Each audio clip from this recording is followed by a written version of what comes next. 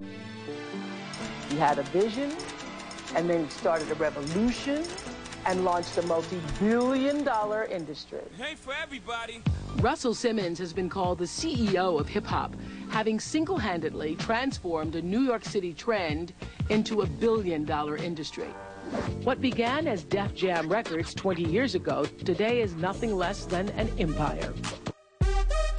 In the early days of hip-hop, Simmons had a lot of trouble getting mainstream record executives to invest in his Def Jam record label or any of his other ventures. They thought hip-hop was too edgy, nothing more than a fad. As it turns out, those executives missed the boat on a multi-billion-dollar industry. And Simmons, well, he became a very rich man. I've taken pride on following him. His wife is a model, my girlfriend's a model. I have a clothing line, he has a clothing line. He has a house in the Hamptons, I have a house in the Hamptons. We're like twins, but I'm younger. No, I've been stalking his life. Besides his hugely successful fashion lines, Russell has his hand in fine jewelry and fragrance. Not to mention television, movies, and Broadway. His tycoon pal Donald Trump calls him one of the greatest entrepreneurs out there today. Despite the lavish lifestyle his success has afforded him, this yoga devotee and vegan says it's not the money that matters.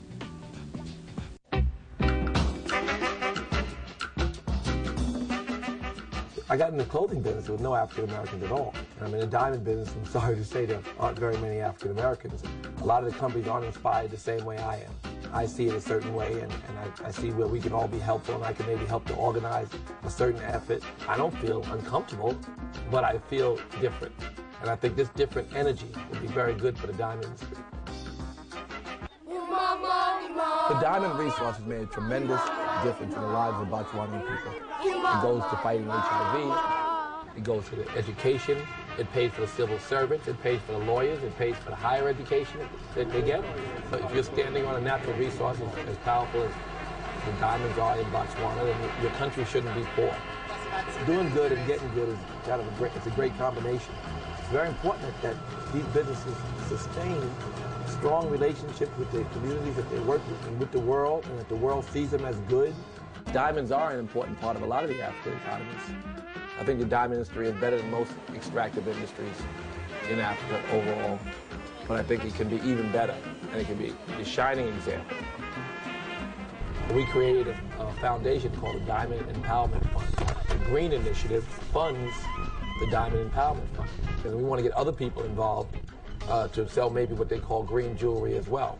That transparency, the transparency that we want all extractive industries to have, so the education and opportunity and empowerment of all Africans can come from all their resources.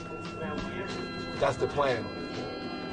We want that to be a symbol of love, the diamond, to be a symbol of unconditional love.